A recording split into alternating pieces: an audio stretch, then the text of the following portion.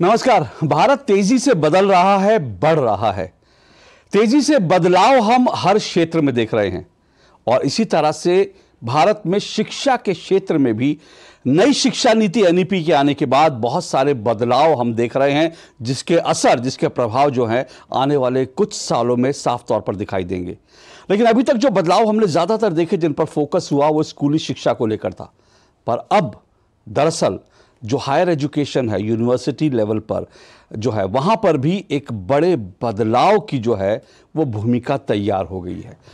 क्योंकि हम ये देखते हैं कि जब हम हायर एजुकेशन की बात करते हैं तो अब एक हर किसी का सपना होता है कि वो हायर एजुकेशन के लिए हिंदुस्तान के बाहर जाए, किसी ऐसे विश्वविद्यालय में, यूनिवर्सिटी में पढ़ाई करे जिसकी रैंकिंग जो है विश्व में टॉप मोस्ट हो। लेकिन अब ऐसे स्टूडेंट्स दरअसल भारत में रहकर भी इस तरह की एजुकेशन, जो दुनिया की टॉप यूनिवर्सिटीज़ हैं, उनमें एजुकेशन हासिल कर सकते हैं। और ये सपना दरअसल इस तरह से पूरा होने जा रहा है क्योंकि अब भारत में ऐसी जो टॉप की यूनिवर्सिटीज़ हैं वो अपने कैंपस, अपने जो संस्थान हैं, वो भारत में भी शुरू कर सकते हैं। और यूजीसी ने, यूनिवर्सिटी ग्रांट कमीशन ने हाल ही में उसके लिए पूरी गाइडलाइन जारी कर दी है। और इस सब पे बात करने के लिए, इसका क्या असर पड़ेगा, भारत के शिक्षा जगत पे क्या असर पड़ेगा, इन यूनिवर्सिटी के आने के क्या मायने हैं, इस सब पर बात करने के लिए हमारे साथ यूजीसी के chairman professor M Jagadish Kumar ji उपस्थित हैं। बहुत बहुत शुक्रिया प्रोफेसर साहब डीडी न्यूज़ से बात करने का। और बहुत एक महत्वपूर्ण एक बदलावों के बीच आप इस वक्त काम कर रहे हैं। तो सबसे पहले तो मैं ये जानना चाहता हूँ सर कि ये जो गाइडलाइन जारी हुई हैं, एक आम दर्शक के लिए, एक आम स्टूडेंट के लिए इसके मायने क्या हैं? हिंदुस्तान के लिए मायने क्या है, एक स्टूडेंट के लिए मायने क्या है? देखिए, हमारा एनईपी 2020 को हम लॉन्च करने के बाद पिछले 3 साल में हमारा एजुकेशन सेक्टर में बहुत रिफॉर्म्स को हम लॉन्च किया, स्कूल एजुकेशन में और हायर एजुकेशन में।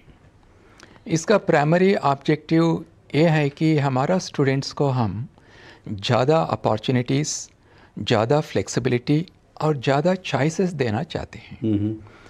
तो इसी डायरेक्शन में एनईपी 2020 ने कहा कि हमारा हायर एजुकेशन को हम इंटरनेशनलाइजेशन करना है।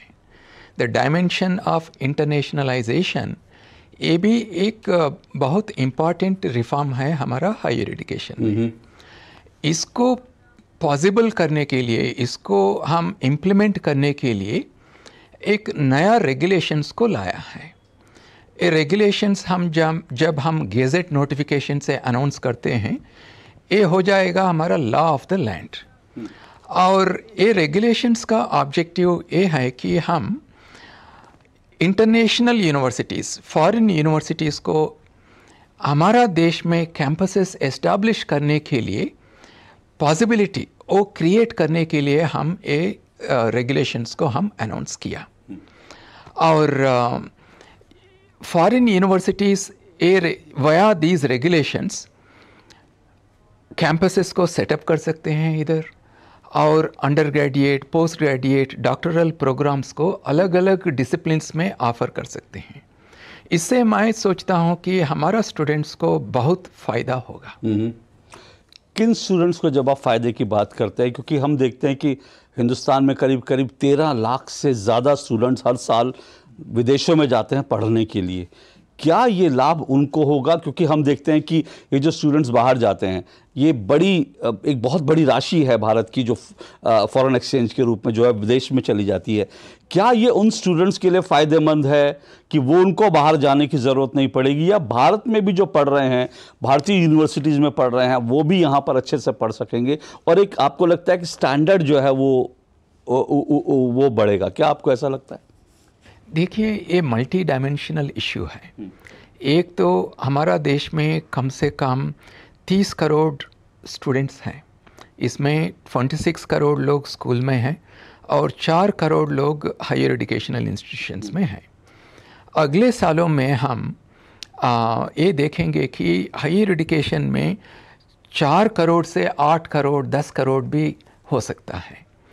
लेकिन ये बच्चों को अच्छी क्वालिटी एजुकेशन देने के लिए 2 तरीका होता है। एक, हमारा फिज़िकल इंफ्रास्ट्रक्चर जो है यूनिवर्सिटीज़ और कॉलेजेस को, इसको हम बढ़ाना है।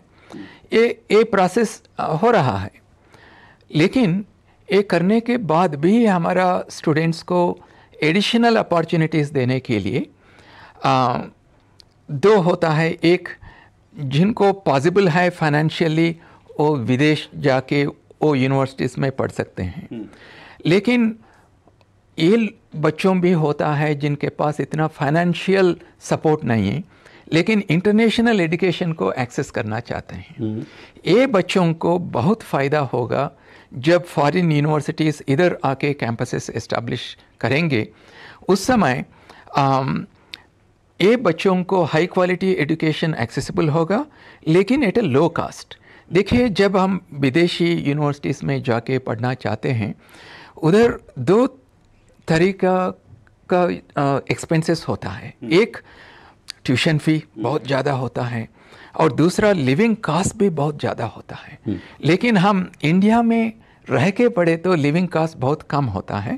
और दूसरा, बहुत यूनिवर्सिटी से बातचीत हुआ, जब ये फॉरेन यूनिवर्सिटीज़ हमारा देश में कैंपसेस को एस्टैब्लिश करेंगे, इसमें हमारा बच्चों को दो सुविधा होगा। एक, ये यूनिवर्सिटीज़ हमारा बच्चों को पार्शियल और फुल स्कॉलरशिप्स देंगे, और दूसरा ट्यूशन वेवर्स भी मिलेंगे। और बहुत यूनिवर्सिटीज़ ने ये भी कहा कि हमारा इंडियन स्टूडेंट्स जो ज्वाइन करेंगे ये फॉरेन यूनिवर्सिटीज़ कैंपसेस में, इनको ट्यू कंसेशन भी देंगे। अच्छा। हो सकता है 25 से 30% ट्यूशन कंसेशन भी मिलेगा। इसलिए even if the students are from economically weaker sections, financially weaker backgrounds, इनको बहुत अच्छी मौका मिलेगा एक कैंपसेस में हाई क्वालिटी इंटरनेशनल एजुकेशन को एक्सेस करने का। प्रोफेसर जगदीश कुमार, जब आप फीस की बात करते हैं, अगर हम इन टर्म्स ऑफ, आपने बिल्कुल ठीक कहा कि जब आप विदेश में जाते हैं तो आपका जो लिविंग कॉस्ट है वो बहुत महंगा पड़ता है। भारत में रहकर आपको अगर एक दुनिया की सर्वश्रेष्ठ यूनिवर्सिटी में पढ़ने का मौका मिल रहा है, लेकिन क्या जो आपने गाइडलाइंस जारी की हैं, क्या उसमें फ़ीस को लेकर कुछ कैप हैं? क्योंकि अगर हम अभी भी देखें, अगर आपको अमेरिका में जाके किसी टॉप यूनिवर्सिटी में पढ़ना, तो उनको अगर डॉलर से आप कैलकुलेट करेंगे तो वो करोड़ों रुपए में जाकर उन फीस पड़ जाती है, जो एक आम स्टूडेंट पे नहीं कर सकता। तो क्या भारत में आने पर, क्या भारत के हिसाब से उनकी फ़ीस होगी, कुछ इस तरह का पैरेलल होगा? नहीं, इसको समाधान देने के पहले मैं ये आपको सभी व्यूअर्स को मैं बताना चाहता हूँ, यूजीसी हमारा यूनिवर्सिटीज़ में भी ट्यूशन का कैप नहीं रखता। बिल्कुल, हर एक यूनिवर्सिटी इनका एकेडमिक काउंसिल, एग्जीक्यूटिव काउंसिल में डिस्कस करके ये डिसाइड करता है। लेकिन ये हमारा उम्मीद है कि education should be accessible and affordable. तो उसलिए आप जानते हैं, हमारा जेएनयू में for example annual tuition fee तो 300 ही है। हाँ, तो हम ट्यूशन फ़ी कम रखने के लिए सभी यूनिवर्सिटीज़ को भी एडवाइस देते हैं, लेकिन ऐसा कोई रूल्स से वाया रूल्स हम कैप नहीं रखते हैं।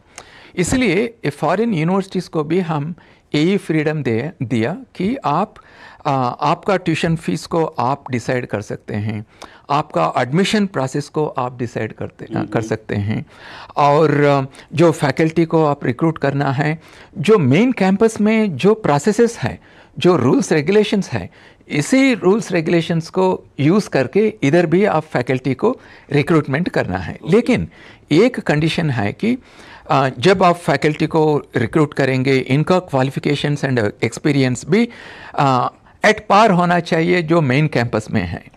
और क्वालिटी ऑफ एजुकेशन आप जो हमारा इंडियन कैंपसेस में देंगे, ये भी एट पार होना चाहिए जो मेन कैंपस में मिलता है। तो फॉरेन कैंपसेस को हम ये फ्रीडम दिया और ये रिस्पॉन्सिबिलिटी भी दिया कि quality of education should be of the highest positive. यानी आप ये कह रहे हैं कि ऐसा नहीं होना चाहिए कि मतलब फ़र्ज़ कीजिए हम कैम्ब्रिज यूनिवर्सिटी की बात करते हैं, तो कैम्ब्रिज यूनिवर्सिटी जो है ब्रिटेन में जो है उसका स्टैंडर्ड और भारत में जो उनका सेंटर है उनका स्टैंडर्ड मैच करना चाहिए। ऐसे नहीं है कि भारत में हुआ तो उसका स्टैंडर्ड लो नहीं होना चाहिए। इसके ऊपर आपने कहा। बिल्कुल। जब मैं गाइडलाइंस की बात करता हूँ सर, तो एक चीज़ जो बहुत अब तक जो है सर्कुलेट हुई है कि जो टॉप की 500 यूनिवर्सिटीज़ हैं रैंकिंग में, उनमें से ही कर सकते हैं, ये नहीं कि कोई भी यूनिवर्सिटी आए भारत में करे। तो एक तो पार्ट ये है कि जो टॉप 500 यूनिवर्सिटीज़ हैं उनमें से आपको लगता है कि वो सब भारत में आने में रुचि दिखा रही हैं, आना चाहती हैं, और ये पूरी प्रक्रिया उनके आने की, यहाँ पर शुरू होने की कितना टाइम टेकिंग है? देखिए, एलिजिबिलिटी कंडीशंस हम डिफ़ाइन किया हमारा रेगुलेशंस में। एक एलिजिबिलिटी कंडीशन है, आप यूनिवर्सिटी लेवल पे आप विद इन 500 रैंक्स में रहना चाहिए, नहीं तो आप डिसिप्लिन वाइज भी विद इन 500 रहना चाहिए। और ये भी हो सकता है कुछ देशों में यूनिवर्सिटीज़ ने एक ग्लोबल रैंकिंग्स में पार्टिसिपेट नहीं करता है, जैसा फ्राउनहोफर इंस्टीट्यूशंस है जर्मनी में। तो इसलिए कुछ इंस्टीट्यूशंस जो ग्लोबली रिप्यूटेड है, हाईली वेल नोन है in terms of research contributions, academic programmes, वो यूनिवर्सिटीज़ को भी हम कंसिडर करेंगे हमारा एप्लीकेशन प्रोसेस में। हमारा कंसर्न ये है कि जो एजुकेशन ये फॉरेन यूनिवर्सिटी कैंपसेस में हमारा बच्चों को मिलेगा, ये हाईएस्ट क्वालिटी होना चाहिए।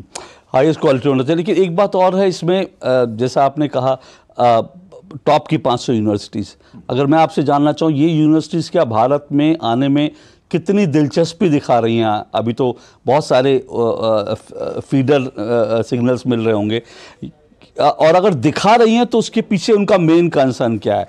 क्या भारत बड़ा बाजार है एजुकेशन का इसलिए, या कुछ और भी कारण है? पिछले 6 महीनों में हम बहुत फॉरेन डेलीगेशन से मिला, और इन्होंने बहुत इंटरेस्ट दिखाया कि रेगुलेशंस आने के बाद कैंपसेस एस्टेब्लिश करने के लिए बहुत इंटरेस्ट दिखाया। और हमारा उम्मीद है कि अच्छी यूनिवर्सिटीज़ हमारा देश में आके कैंपसेस को एस्टेब्लिश करेंगी। और ये मैं नहीं कहना चाहता हूँ कि भारत एक बड़ा बाज़ार है, ऐसा नहीं है। हमारा भारत में बहुत ह्यूमन टैलेंट है, और ग्लोबली भी हमारा बच्चों ने जब बाहर जाके फॉरेन यूनिवर्सिटीज़ में पढ़ते हैं, उधर भी हमारा बच्चों ने हमारा टैलेंट को दिखाया। ये फॉरेन यूनिवर्सिटीज़ इसीलिए आना चाहते हैं कि जब कैंपस को एस्टैब्लिश करेगा हमारा देश में, 2-3 इनको भी फ़ायदा होता है, हमको भी फ़ायदा होता है। एक, फॉरेन यूनिवर्सिटी कैंपसेस हमारा यूनिवर्सिटीज़ से क्लोज कोलैबोरेशंस एस्टैब्लिश कर सकते हैं, रिसर्च प्रोजेक्ट्स ले सकते हैं। और हमारा इंडियंस भी फॉरेन यूनिवर्सिटीज़ में बहुत बड़ी पोजीशंस में हैं। और कभी भारत को आके 6 महीने रहना चाहते हैं, 1 साल रहना चाहते हैं, इनको कोई अपॉर्चुनिटीज़ नहीं है। लेकिन अब एक कैंपसेस आने के बाद हमारा इंडियंस भी जो बहुत अच्छी वेल नोन इंडियंस है, वो भी हमारा देश में आके कैंपसेस में रह के हमारा बच्चों को पढ़ा के इधर रह सकते हैं। और फॉरेन यूनिवर्सिटीज़ को ये फ़ायदा होगा कि जैसा इनका मेन कैंपसेस में सुविधा हो रहा है, फ़ायदा हो रहा है, इधर भी हमारा अच्छी स्टूडेंट्स ज्वाइन होंगे और अच्छी रिसर्च करेंगे। इससे क्या होगा, सभी को फ़ायदा हो रहा है, सिर्फ हमारा देश के लिए नहीं, फॉरेन यूनिवर्सिटीज़ को भी फ़ायदा होगा। प्रोफेसर जगदीश कुमार, ये मतलब ये जो सपना है, ये कब से माने कि कब जल्द पूरा हो जाएगा? क्योंकि अभी जो स्टूडेंट अभी 12वीं में है, 11वीं में, वो लोग कब टारगेट करेंगे भाई जब तक मैं निकलूँगा तब तक मुझे मौका मिल जाएगा? अभी हम पिछले हफ्ते हम रेगुलेशंस को अनाउंस किया, और इसको एक प्रोसेस होता है। हम एक ऑनलाइन एप्लीकेशन पोर्टल को भी लॉन्च किया, और जब भी एक फॉरेन यूनिवर्सिटी अप्लाई करेगा, विद इन 60 डेज़ हम ये एप्लीकेशन को प्रोसेस करेंगे। एक स्टैंडिंग कमिटी होता है, स्टैंडिंग कमिटी सभी एंगल्स से ये एप्लीकेशन को एवेल्यूएट करने के बाद स्टैंडिंग कमिटी रिकमेंडेशंस यूजीसी को देगा, और यूजीसी विद इन 60 डेज़ इसको एग्जामिन करके यूजीसी फैसला करेगा ये कैंपस को हम इधर एस्टैब्लिश कर सकते हैं नहीं। जब हम निर्णय करेंगे, ये निर्णय को हम फॉरेन यूनिवर्सिटी को इन्फॉर्म करेंगे और एक लेटर ऑफ इंटेंट इशू करेंगे। ये लेटर ऑफ इंटेंट को 2 साल का पीरियड होता है। ये 2 साल में यूनिवर्सिटी इनका इंफ्रास्ट्रक्चर बिल्ड करना है, फैकल्टी को रिक्रूट करना करना है, ये पूरा अरेंजमेंट करने के बाद विद इन 2 years यूजीसी को इन्फॉर्म करेगा अब हम रेडी है एकेडमिक प्रोग्राम शुरू करने के लिए। और हमारा यूजीसी टीम ये पूरा फैसिलिटीज़ को देखने के बाद हम फाइनल ग्रीन सिग्नल देंगे, अब आप शुरू कर सकते हैं। तो मेरा ये सोच है कि with in next 2 years campuses शुरू होगा और एकेडमिक प्रोग्राम्स भी शुरू होगा। लेकिन इसमें क्या जो जब आप जाएंगे तो आपको लैंड की ज़रूरत पड़ेगी, उसके लिए स्टेट गवर्नमेंट की भी बड़ा इंपॉर्टेंट रोल रहेगा, तो ये सब चीज़ें, ये सब तैयारियां हैं क्या? देखिए, as per our regulations foreign universities campuses इनका इंफ्रास्ट्रक्चर अपने ही इंफ्रास्ट्रक्चर होना चाहिए। तो लैंड लीज पे ले सकते हैं, बिल्डिंग्स को लीज पे ले सकते हैं। और इसमें मैं 2 चीज़ आपको बताना चाहता हूँ। हमारा देश में 2 रेगुलेशंस हैं। एक फॉरेन कंट्रीब्यूशन रेगुलेशंस एक्ट है FCRA 2010 और फॉरेन एक्सचेंज मैनेजमेंट एक्ट 1999 है। Using these 2 regulations, foreign universities can acquire properties, can acquire infrastructure and their own facilities. Or using these 2 regulations, foreign universities can also get support from other organizations. लेकिन government से, central government से पहले permission लेना है। Permission लेने के बाद foreign funds को भी ले सकता है इंफ्रास्ट्रक्चर को बिल्ड करने के लिए। और दूसरा, जो फंड्स जनरेट होगा ये फॉरेन कैंपसेस में, इसको अपनी मेन कैंपस को रिपैट्रिएट भी कर सकते हैं। ये सुविधा भी हमारा रेगुलेशंस में हम इनकॉर्पोरेट किया। लेकिन ये एज पर हमारा RBI रेगुलेशंस हो, गवर्नमेंट ऑफ रेगुलेशंस हो, FEMA 1999 और FCRA 2010, इसके बेसिस पे ये पूरा कर सकते हैं। प्रोफेसर जगदीश कुमार, जैसे ये अगर हम कहें कि जब विदेशी कंपनियों के लिए भारत के दरवाजे खोले गए थे तो भारतीय कंपनियों को ये चिंता थी कि हम इनसे कम्पीट कर पाएंगे नहीं कर पाएंगे, क्योंकि उनका जो है अपना एक बड़ा सेटअप होता है, उनके पास एक बड़ी फंडिंग होती है। तो क्या आपको लगता है कि भारत में जो यूनिवर्सिटी, भारतीय विश्वविद्यालय हैं, क्या उनके लिए एक चुनौती होगा, या आपको लगता है कि इससे भारतीय विश्वविद्यालयों को भी अपना स्टैंडर्ड जो है बढ़ाने में मदद मिलेगी? देखिए, NEP 2020 में जब इंटरनेशनलाइजेशन के बारे में बात किया, इसमें 2 चीज़ हैं। एक तो फॉरेन यूनिवर्सिटीज़ को हम इनकरेज करेंगे इधर आके कैंपसेस एस्टैब्लिश करने के लिए, और दूसरा, हमारा देश से ही हमारा यूनिवर्सिटीज़, हमारा IITs को भी हम प्रोत्साहन करेंगे दूसरा देशों में जाके हमारा कैंपसेस को एस्टैब्लिश करने के लिए। अभी आपको पता होगा IIT मद्रास ने शुरू किया टांजानिया में, और IIT दिल्ली ने शुरू किया अबू धाबी में। तो और अलग अलग IITs और जो सेंट्रल यूनिवर्सिटीज़ हो और दूसरा अच्छी यूनिवर्सिटीज़ हो, इनको भी ये अपॉर्चुनिटी मिलेगा दूसरे देशों में हमारा कैंपसेस एस्टैब्लिश करने के लिए। ये 2 वे रास्ता होना चाहिए। हमारा कैंपसेस बाहर जाना चाहिए और बाहर कैंपसेस इधर आना चाहिए। आजकल तो हम बात करते हैं कि वसुधैव कुटुंबकम, whole world is one family. तो इससे क्या होगा, हमारा ग्लोबल रिलेशनशिप्स स्ट्रांग होगा और एक दूसरों से स्ट्रांग बायलैटरल रिलेशंस भी होगा। इससे हम एक ग्लोबल कम्युनिटी जैसा एक से दूसरा कोऑपरेट करके जो ग्लोबल चैलेंजेस है इसको भी हम कलेक्टिवली एड्रेस करेंगे।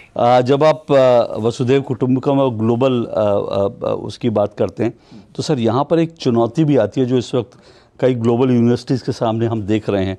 अभी हाल ही में जो अमेरिकी रिसर्च इंस्टीट्यूट है NCRE, उसने अमेरिका के जो 200 से ज़्यादा यूनिवर्सिटी पे जो रिसर्च की, उसमें ये हुआ कि वहाँ पर $13 बिलियन जो है वो सेंट्रल ईस्ट जो देश हैं वहाँ पे लगाया गया, और एक ख़ास उद्देश्य से। अभी क्योंकि हमास और इजराइल का हम देख रहे हैं युद्ध चल रहा है, तो खबर ये आ रही है कि वहाँ पर यूनिवर्सिटीज़ में सामाजिक अध्ययन के नाम पर जो कुछ किया जा रहा था, उसके कारण वहाँ पर बहुत सारे स्टूडेंट्स को इस तरह से तैयार किया गया कि वो हमास, जो कि पश्चिम में एक घोषित रूप से आतंकवादी संगठन है, स्टूडेंट्स वहाँ के फेवर में उठ के बात कर रहे थे, और ये कहीं ना कहीं फंडिंग का असर माना जा रहा था। तो ऐसी चुनौतियाँ भी हमारे सामने हैं। देखिए, ग्लोबली आप देखें तो, ऑब्ज़र्व करें तो बहुत जियो पॉलिटिकल इंस्टेबिलिटीज़ हैं, वार्स हो रहा है, टेररिस्ट एक्ट्स हो रहा है। लेकिन हमारा देश को देखिए, हमारा देश तो एक स्टेबल डेमोक्रेसी है, biggest democracy in the world. हमारा प्राइम मिनिस्टर ने कहते हैं ये हमारा मदर ऑफ डेमोक्रेसी है। और हमारा इकोनॉमिक सिस्टम को देखें तो ग्लोबली कंपेयर करें तो हमारा इकोनॉमिक सिस्टम भी फास्टेस्ट ग्रोइंग इकोनॉमिक सिस्टम है। हमारा 5th लार्जेस्ट इकोनॉमी है, 3rd लार्जेस्ट इकोनॉमी हम बन जाएंगे। और साइंस और टेक्नोलॉजी एरियाज़ में देखें तो भी हम लीप्स एंड बाउंड्स हम डेवलप हो रहा है। हमारा डिजिटल पब्लिक इंफ्रास्ट्रक्चर को आप देखें तो ये एक ग्लोबल एग्जाम्पल बन गया कि up to the last person in the queue कैसा हम सर्विसेज को हम प्रोवाइड कर सकें।